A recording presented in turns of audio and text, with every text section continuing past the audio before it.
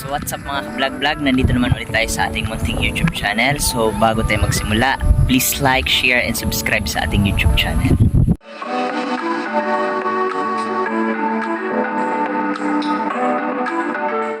So nandito ngayon tayo sa ating bagong episode ng The Backyard Farming, kung saan magpapatuka tayo ng ating mga layers. Harvest din tayo ngayong hapon ng ating mga itlog galing sa ating mga layers. At the same time, tuturuan ko kayo kung paano mag-deworm at ano yung mga ginagamit naming dewormer para sa ating mga layers.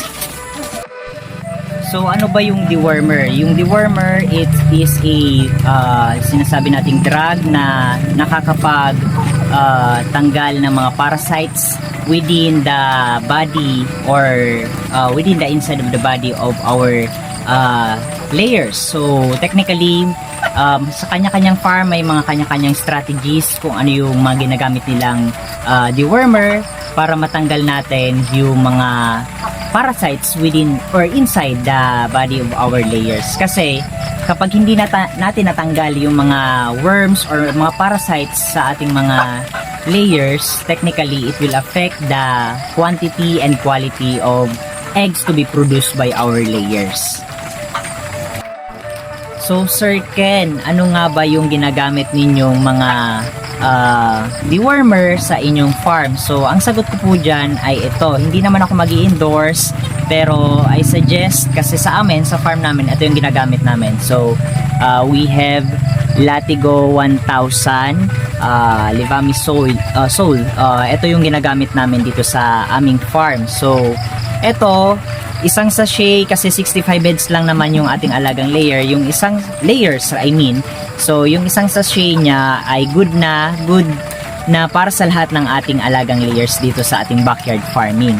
So etong isang sachet para sa, it is good for 60 heads na kailangan mo lang siyang ihalo sa 5 liters ng tubig. Then yun yung gagamitin yung painom sa ating mga alagang layers para at least maging effective and efficient yung paggamit ng ating dewormer. At least sana dapat ay mainom ng ating mga layers yung pinapainom ng nating tubig na may halong dewormer para maging effective and efficient yung ating dewormer.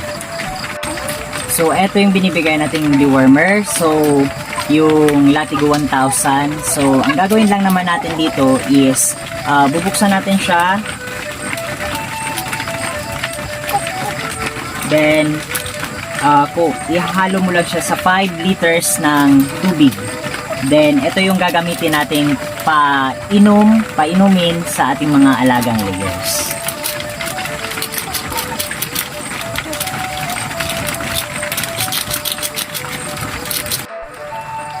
So kailan nga ba magandang mag-deworm ng ating mga alagang layers? So ito yung advisable and from the technical analysis din ng mga technicians natin sa farm. So yung pagdi-deworm ng ating mga layers or ng mga manok, kapag 3 months old pababa, dapat after 4 weeks ay dini-deworm natin yung ating mga alagang layers.